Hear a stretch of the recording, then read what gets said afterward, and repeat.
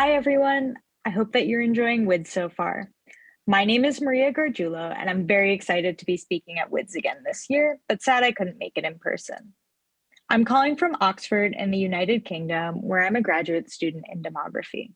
My research here focuses on feminicide in Mexico and how missing data distorts our understanding of the problem, particularly its impacts on population health.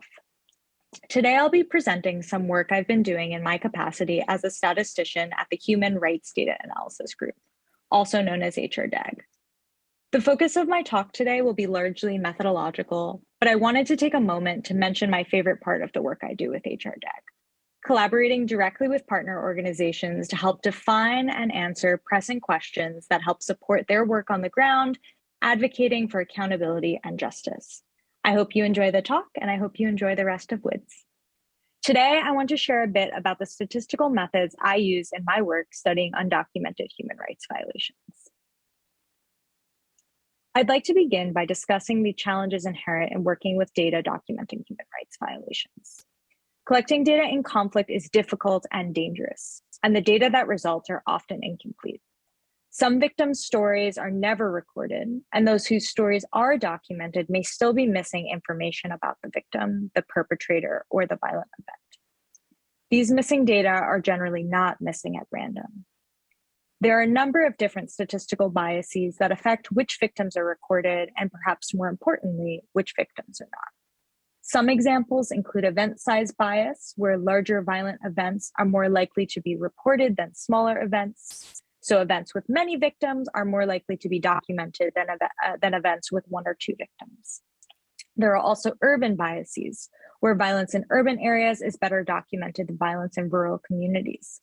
This could be due to physical barriers to rural areas, so this is physical access, or disruptions to internet connectivity, among other factors which prevent people from reporting violence when it occurs. A final example relates to social visibility. Prominent activists, lawyers, or public officials, especially those who are known to the international community, are more likely to be reported when they are victimized than an ordinary citizen would be, particularly if that ordinary citizen lives in a rural area or an area that's less connected to documentation efforts. As a result, the documented data may not be statistically representative of the victim population as a whole. Using the documented data to generate population inferences has the potential to mislead us about both the magnitude and patterns of violence. Our goal as statisticians is to estimate the total size of the victim population, including those victims who were never documented, and then use those estimates as the basis for our study of patterns of violence. I'd like to now zoom in a little bit more on the missing data problem I just talked about. The data you're seeing on the screen is a stylized example of the data I use in this work. Every row corresponds to a named victim. We'll have some information about the victim, the perpetrator, and the violent event, as well as a record of which sources the victim appeared on. These could be lists of victims from government institutions, nonprofits, media sources, or activists. These data sets don't generally come with crosswalks, binding the different data sets together.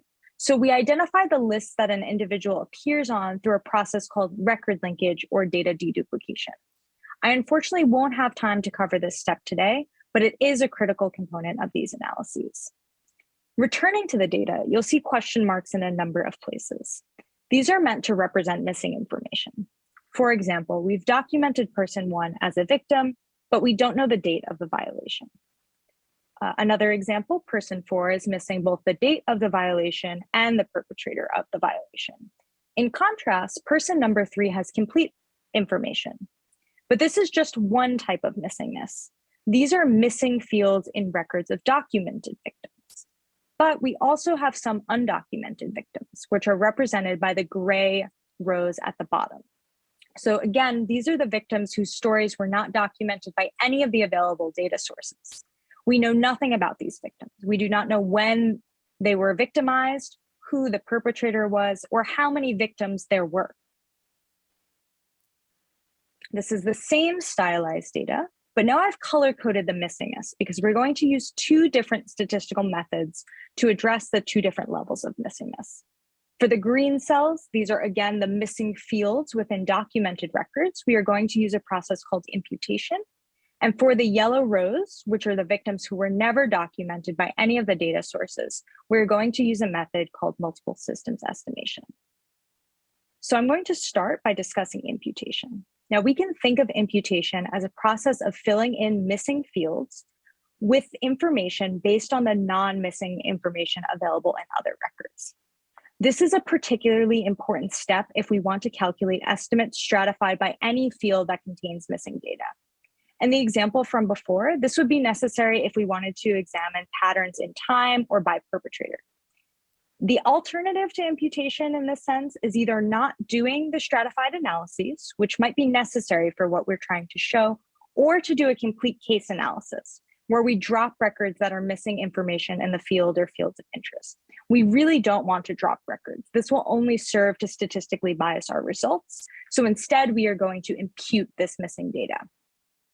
There are many different methods for imputation, and the most appropriate method will generally depend on the specifics of any particular analysis. Some examples include mean or mode imputation.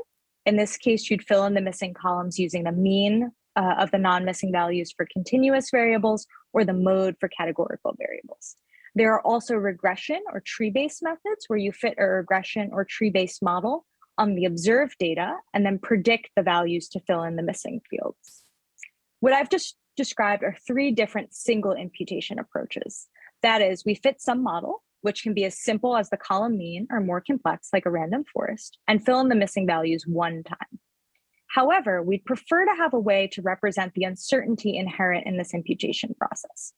No matter how good our model is, we don't know what the right answer should be by virtue of the data being missing. Rather than hiding this uncertainty, we would prefer to propagate it into our final estimates of the total victim population. We do this using multiple imputation, which is a family of methods in which the imputation process is repeated a number of times. And this results in a number of distinct versions of the imputed data set. So we'll have one version of the data set where the missing values are filled in one way, and another version of the data set where they are filled in a slightly different way. Some missing values may be the same across both imputed data sets, but in other cases, they may be different.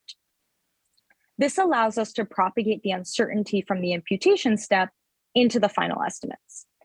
Just like there are a number of different methods for doing single imputation, there are many ways to do multiple imputation. Two methods that I commonly use are predictive mean matching, which in a certain sense resembles k-nearest neighbors, and again, tree-based models can be used in the multiple imputation framework as well.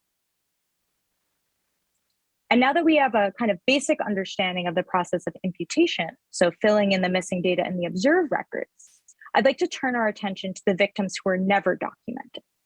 To do this, we'll use a different statistical method called multiple systems estimation, which is also known as capture-recapture or capture-mark-recapture in some other fields.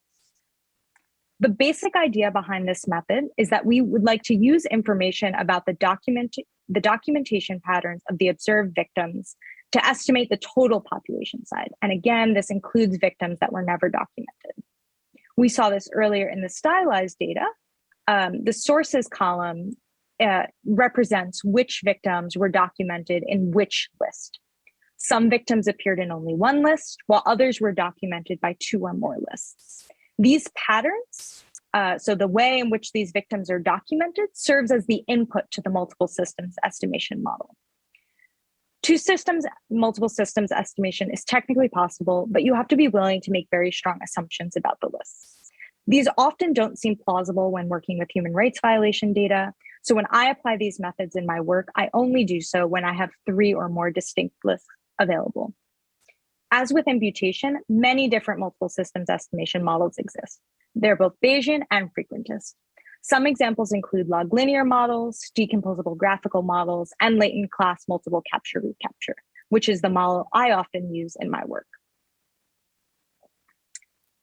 To make what I've just explained a little more concrete, let's imagine we have two lists A and B and a population of unknown size n.